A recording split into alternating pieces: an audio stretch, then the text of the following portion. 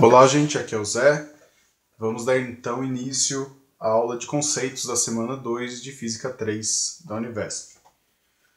Seguinte, normalmente eu baseio essas aulas de conceito nos exercícios que estão nas listas da semana. O tema dessa semana era eletrostática, continuação de eletrostática e o início de corrente elétrica, só que não teve nenhum exercício de corrente elétrica, e fluxo de corrente e densidade variável.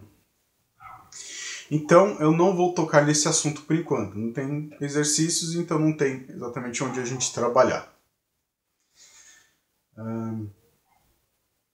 Então vamos ficar com um pouco mais de eletrostática, né? Eu vou tentar fazer o reforço da aula da semana passada e completar com algumas coisas que apareceram essa semana.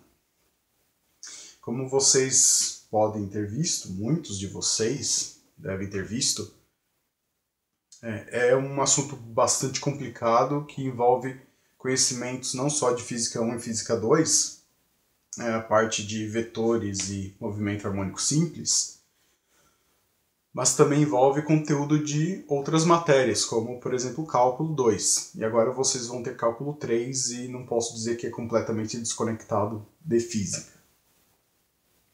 Então, realmente não é exatamente uma matéria para amadores. Eu mesmo ainda tenho algumas dificuldades com relação a conceitos mais profundos e teóricos de eletromagnetismo.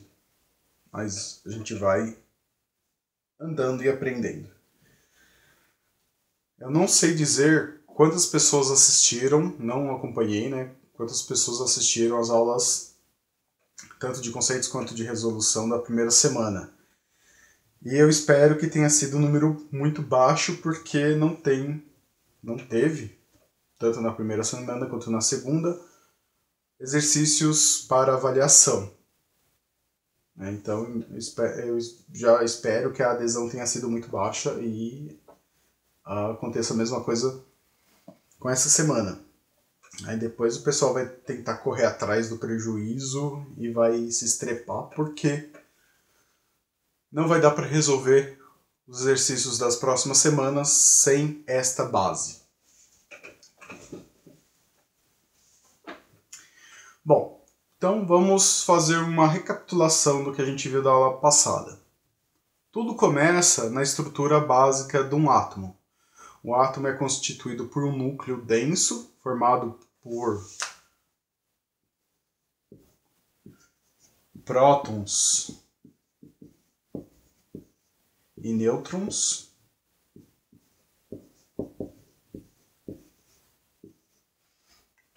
E circulando em torno desse núcleo temos os elétrons.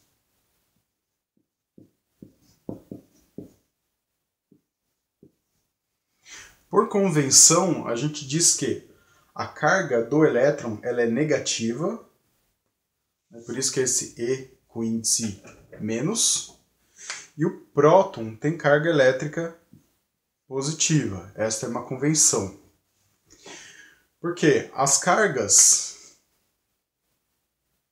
carga elétrica do elétron, ela é em módulo igual à carga elétrica do próton. As duas são numericamente iguais, só que o sinal é oposto. Isso faz com que cargas positivas e negativas se atraiam. E cargas de mesmo sinal se repelem. Então, duas cargas negativas ou duas cargas positivas, elas têm repulsão. A gente percebe a existência de forças de repulsão no caso de cargas de mesmo sinal. E a gente consegue calcular através da fórmula que a gente viu semana passada. Beleza.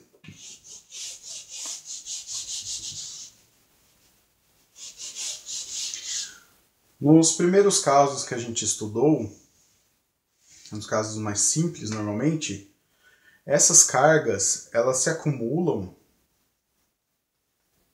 em partículas pontiformes, né? São cargas pontuais.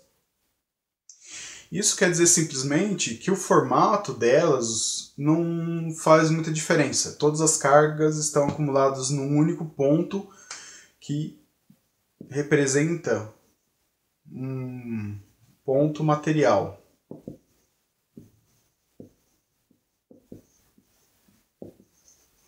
Então, não tem dimensão física.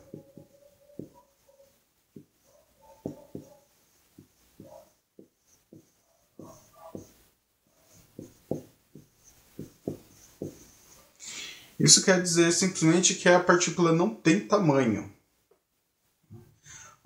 Não há importância do tamanho dela. Como se todas as cargas, todos os elétrons em excesso, ou todos os elétrons faltando, estão concentrados num único ponto no espaço. De maneira que o tamanho não vai influenciar no cálculo do que vem a seguir, né? Cálculo da intensidade do campo elétrico, ou do potencial, ou das forças.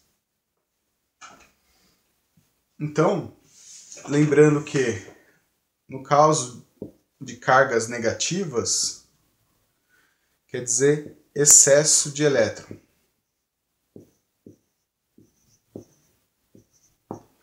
E cargas positivas quer dizer carência ou falta de elétrons.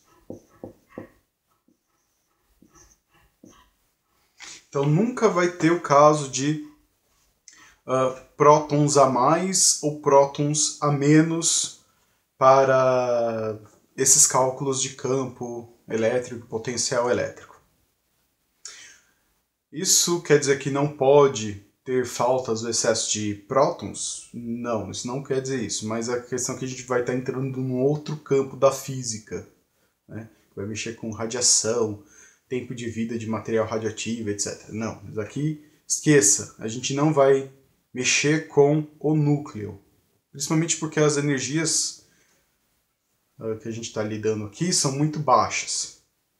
Quando a gente fala de elétrons, principalmente elétrons que estão mais fracamente ligados aos seus núcleos, são elétrons que podem ser removidos ou colocados através de energias muito baixas, como você esfregar dois materiais. Você pode estar passando elétrons de um corpo para outro, como uma bexiga e o cabelo. Você esfrega a bexiga no cabelo e você consegue passar elétrons de um material para outro. Então é isso que a gente vai ter normalmente. Então, novamente, a questão de uma carga positiva não é porque tem prótons a mais. Isso não. Quer dizer que tem elétrons a menos, ou carência de elétrons. Agora, a carga em si, ela será igual ao número de elétrons que estão a mais ou a menos, vezes o número de elétrons que estão a mais ou a menos. Quer dizer, a carga será igual ao número de elétrons vezes a carga elementar do elétron. Sendo que a carga é 1,6 vezes 10 a menos 19 Coulomb. Como a gente tem a multiplicação de dois números, um número qualquer, um número que não tem dimensão, e uma grandeza escalar, a gente vai ter como resultado uma grandeza, que é a quantidade de carga na mesma unidade, em Coulomb, e também vai ser uma grandeza escalar.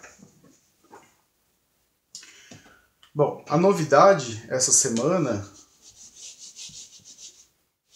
é que a gente tem a questão das densidades lineares, superficiais e volumétricas, mas principalmente as densidades lineares. Não apareceu nenhum exercício até agora com densidade superficial. Então, essas cargas, que são os átomos com excesso ou carência de elétrons, eles podem estar distribuídos numa linha, numa barra, né? Numa barra que você despreza o diâmetro ou a seção transversal. Você despreza, ela só tem comprimento. E essas cargas estão distribuídas ao longo de uma barra ou de um fio. Aí temos duas situações. Podemos ter um caso onde a distribuição é uniforme. Eu vou apagar esse desenho e vou trabalhar só com a barra. Então a gente vai ter um caso onde a distribuição é uniforme e um caso onde a distribuição é desuniforme.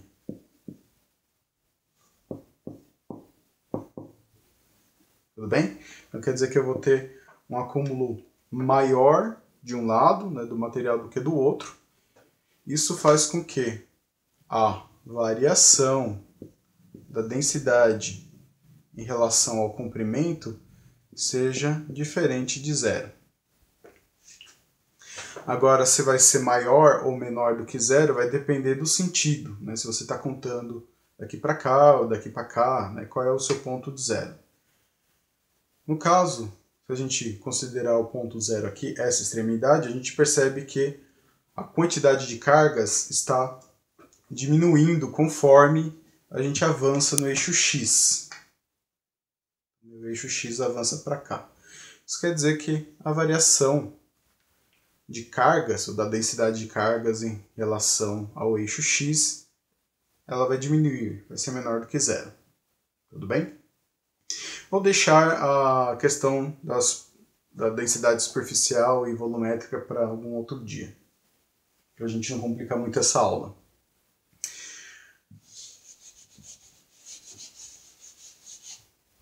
E aí que a gente entra num outro problema com relação ao material. Por enquanto, o material em si não vai influenciar muito nos nossos cálculos, mas só para a gente entender que se for um material isolante,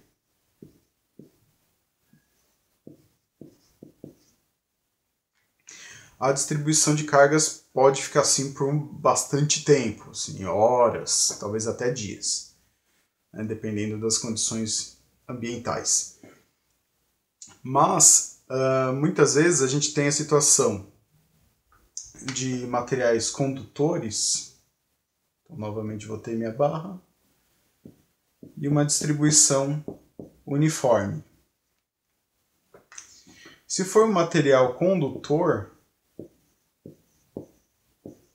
quando eu digo condutor, quer dizer metais principalmente, naturalmente, quando a gente carrega um metal, como as cargas conseguem circular mais ou menos livres, então vai tentar alcançar um equilíbrio, porque mesmo esse estado aqui não é um estado de equilíbrio de cargas.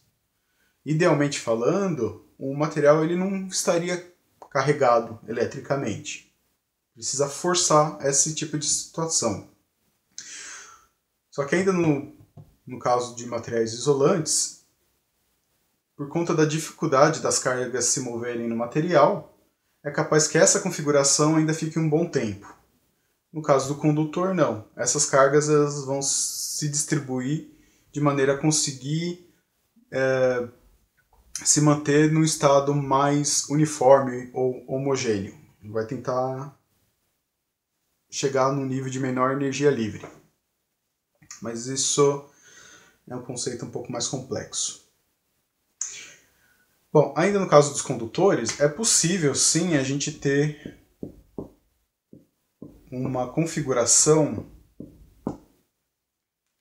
do tipo desbalanceado, né? Onde tem um gradiente da densidade linear. Só que nesse caso, eu teria que ter o meu material sujeito a um campo elétrico forçado. ligado a um gerador ou uma pilha. Tudo bem? Beleza.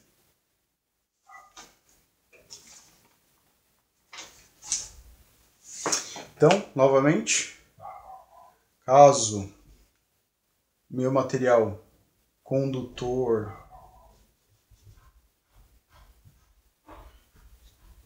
ele tenha sido carregado eletricamente, a variação da densidade em relação ao comprimento vai ser igual a zero. Quer dizer que se eu pegar um pequeno trecho, que vai ser o meu dx, e medir a densidade de cargas, ou a carga no ponto, vai ser igual a um outro dx que está numa outra posição. Por isso que essa variação é igual a zero, o que não é o caso de material isolante.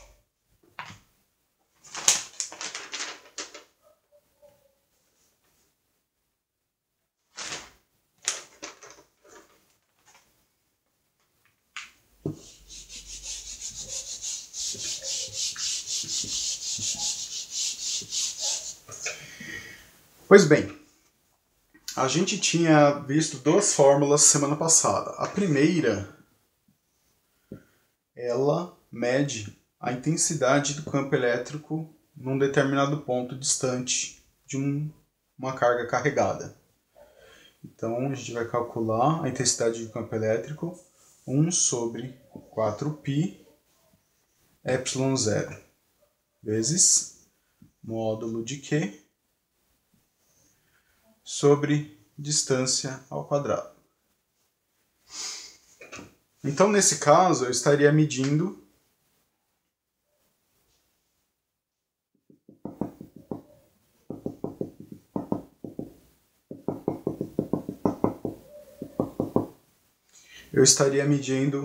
a intensidade do campo elétrico distante a algum ponto de uma carga.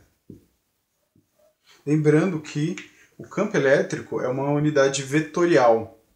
Isso significa que, por convenção, se for uma carga elétrica negativa, o campo elétrico vai estar apontado para dentro. E se for uma carga elétrica positiva, o campo elétrico estaria para fora. Então, do ponto de vista radial, o campo elétrico ele sempre vai estar, de uma carga positiva, sempre vai estar apontando para fora, e de uma carga negativa sempre para dentro, em direção ao raio. Então, se eu pegar um outro ponto aqui, com uma distância diferente, eu vou ter uma outra intensidade de campo elétrico. Vamos colocar aqui E1 e E2.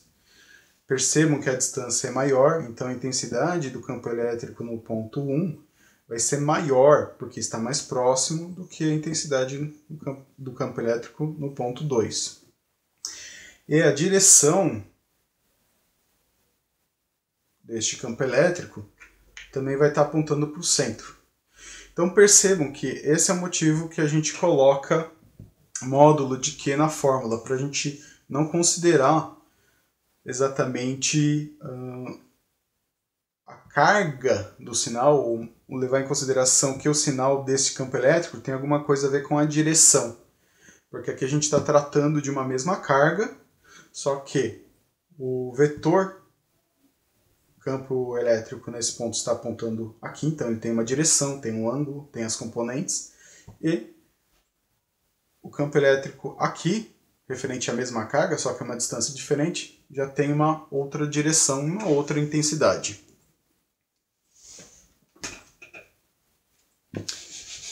Pois bem,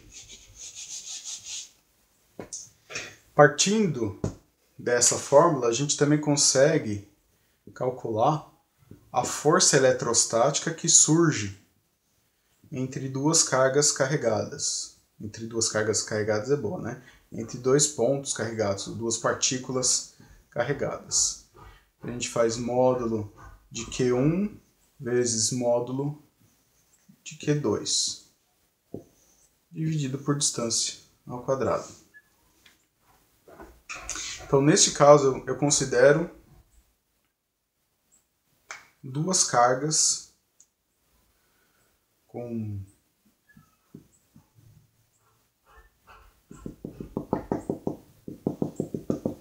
duas cargas que têm uma certa distância entre elas.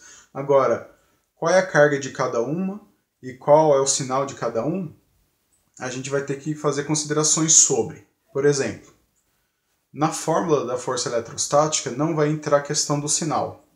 Quer sejam negativas ou positivas, né, se vai haver atração ou repulsão, não vai mudar a intensidade da força, vai mudar a direção. É claro que se elas forem cargas opostas, essa força vai ser de atração. Se forem cargas de mesmo sinal, elas vão se repelir. Só que o módulo da força vai estar relacionado à carga, não ao sinal da carga. Novamente, usamos módulo das cargas.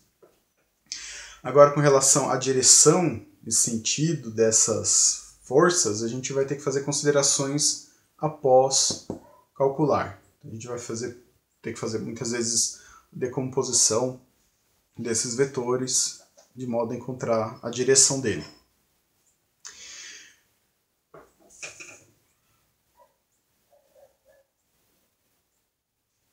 Então, nessa semana, o que foi de novidade sobre esse assunto foi, como posso colocar de uma maneira mais simples, a decomposição do vetor campo elétrico em duas componentes.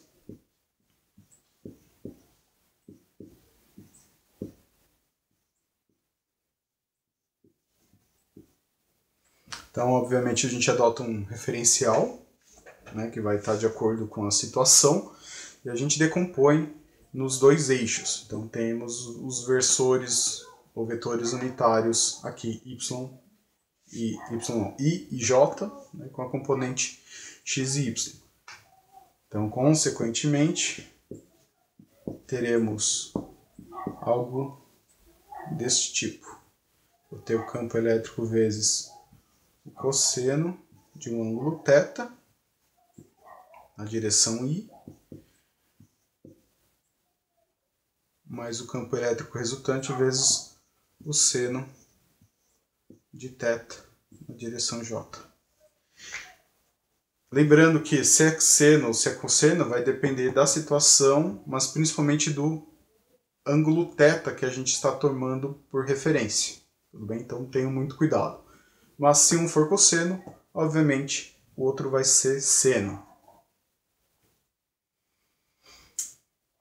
Outra coisa importante é que em casos de cargas não pontuais,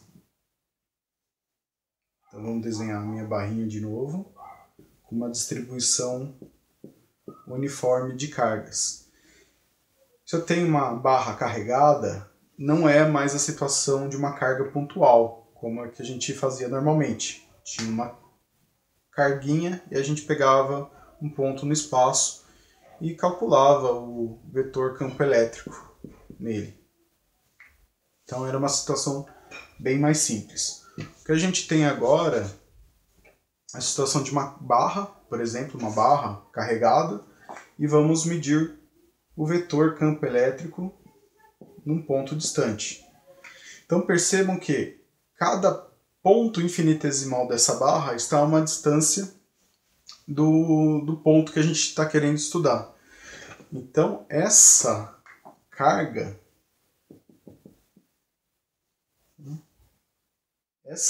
que está nessa extremidade, ela vai criar um vetor campo elétrico nessa direção.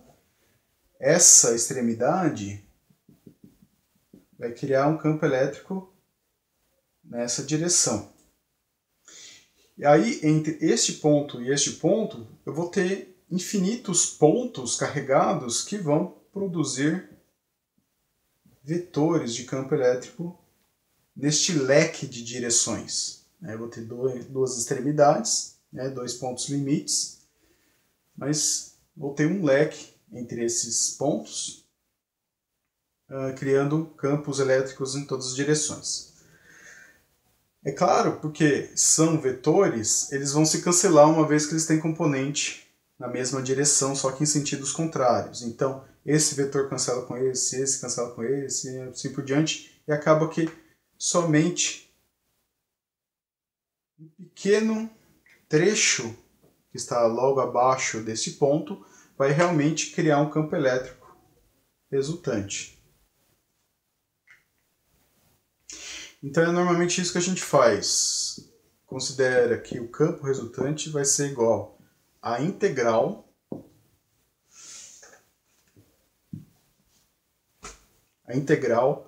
da diferencial do campo elétrico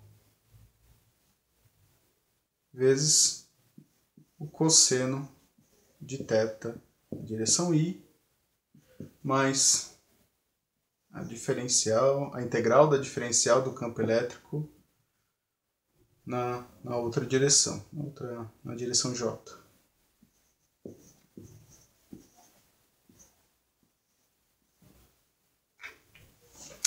É claro que nesse caso, por exemplo, a componente na direção I seria zero. Percebam que essa componente é somente na direção J. J positivo ainda, por convenção. Então, 3 exercícios da lista de apoio você consegue resolver através desse conhecimento. Não são exercícios fáceis, já vou avisando, a resolução vai demorar bastante, tentando deixar de uma maneira mais didática.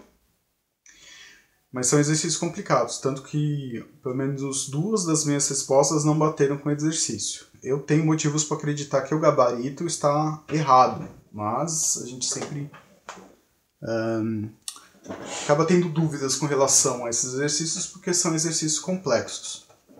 Então eu vou colocar minha resolução aqui daqui a pouco, vocês vão ver nos próximos vídeos. E aí vai ter todo uma discussão, provavelmente, sobre quem que está errado. Eu espero que não seja eu, porque eu detesto ensinar coisa errada. Mas já aconteceu. Beleza. Então, a gente vai trabalhar bastante. Quem não entendeu, não se preocupe que a gente vai trabalhar bastante esse conceito. Mas vocês têm que aprender a olhar uma situação e tentar verificar, a partir da situação, já algumas coisas que vão facilitar o cálculo. Por exemplo, esse caso de que, como são campos vetoriais, e eu tenho uma certa simetria da situação, então, essa parte da barra vai gerar um campo elétrico, que vai estar desde esse ângulo até perto de 90 graus. A mesma coisa acontece com esse lado da barra. Exatamente da mesma maneira. Se esse ponto estiver alinhado exatamente com o meio da barra, quer dizer que ambos os lados vão se anular mutuamente. E só um trechinho bem abaixo vai produzir uma componente do campo elétrico que não vai ser anulada. Tudo bem? É claro que também a gente está considerando questões do eixo Y. Aqui também vão se somar as partes. Mas a gente vai ver isso com mais carinho e cuidado nos exercícios. Tá legal? Pois bem, o último assunto dessa aula é uma outra grandeza que ela é um pouquinho complicada de entender. É a grandeza chamada potencial elétrico. O potencial elétrico, de uma maneira bastante simplificada, ela é integral do campo elétrico em relação à posição. Quer dizer, se eu tenho uma partícula carregada, essa partícula ela gera um campo.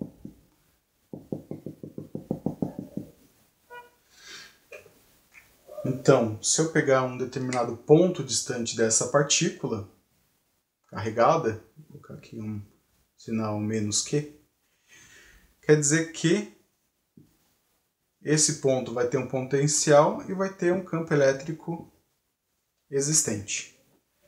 Percebam a importância. O campo elétrico, ou a intensidade do campo elétrico, é um vetor. Já o potencial é um escalar.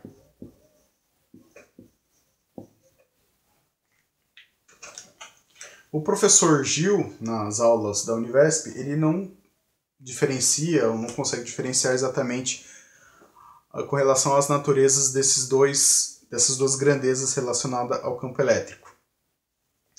Mas o que eu posso dizer, eu obviamente não vou ter a mesma capacidade do professor Gil, então se ele teve dificuldade, eu que não vou conseguir chegar aos pés. Mas a questão do potencial elétrico, ele é muito importante para a gente calcular o trabalho para deslocar partículas carregadas que estão dentro de um campo elétrico. Então, se ao invés de ser um ponto qualquer no espaço, isso aqui fosse uma partícula, eu conseguiria calcular qual é o trabalho para deslocá-la de um ponto a outro. Isso vai estar relacionado a menos a carga da partícula que está se movendo vezes a variação do potencial. Então percebam que se uma partícula ela muda de posição em relação ao raio, tipo ela se afasta ou se ela se aproxima, há uma mudança do potencial. Certo? E por conta disso, eu vou precisar exercer um trabalho nessa partícula para que ela se mova. Agora, se através dessa fórmula a gente imagina que se eu conseguir manter a partícula em posições com o mesmo potencial, ou seja, posições equidistantes, né, eu percorrer essa linha, esse arco em torno da carga, eu não vou precisar exercer um trabalho, ela consegue circular livremente em torno de um mesmo potencial. Agora, para afastar ou para aproximar, eu vou ter que exercer um trabalho. Tudo bem?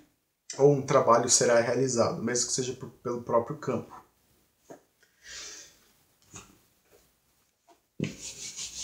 Então, para terminar,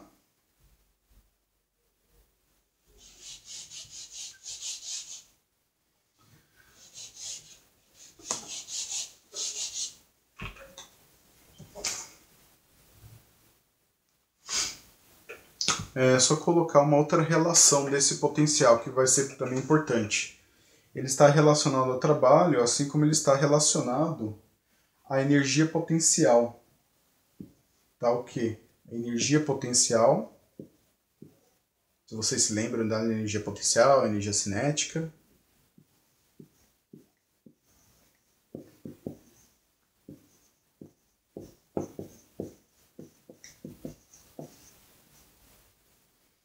Vai ser igual a Q vezes V.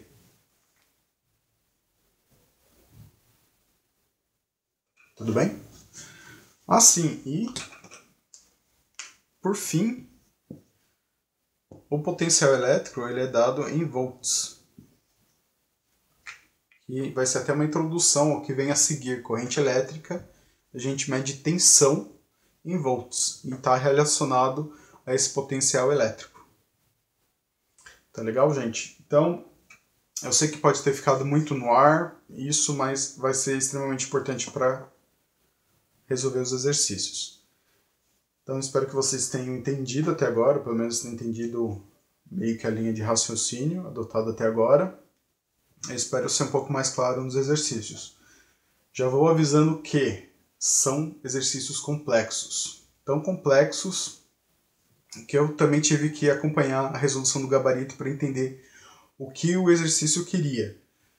Então, provavelmente a pessoa já tinha montado uma situação, e através daquela situação ela montou um enunciado e tinha já a resposta em mãos. Isso é um problema, porque aparentemente duas das resoluções estão erradas. E a gente vai ver na resolução o que aparentemente está errado. Consequentemente, duas das alternativas parecem estar erradas. Tá legal? Então, se já começou errado, vai fazer tudo errado. O enunciado está errado, a resolução está também errada. Então tá legal, gente. Obrigado pela atenção. A gente se vê no próximo vídeo.